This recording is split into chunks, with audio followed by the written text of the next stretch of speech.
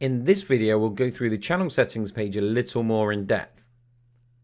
When you want to edit an existing channel, you need to click the little pencil icon from here, which is the edit button, then navigate to the settings page. After the provider name and contact email, the first field you can see is reserved for your affiliate link. You can promote the TV Boss Fire platform and earn some additional income, which is cool, from the traffic you have on your About and Watch channel pages. You can request approval by clicking on this button. You'll be redirected to the JVZoo network, and there you can request approval. After your request has been approved, you can generate your affiliate link from here.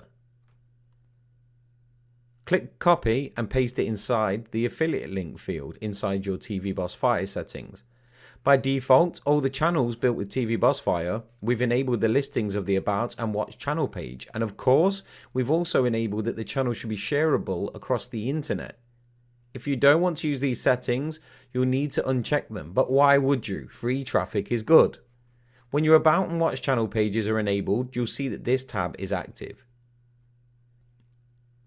From this tab, we give you the option to embed your About and your Watch channel page into any web page or script that supports HTML.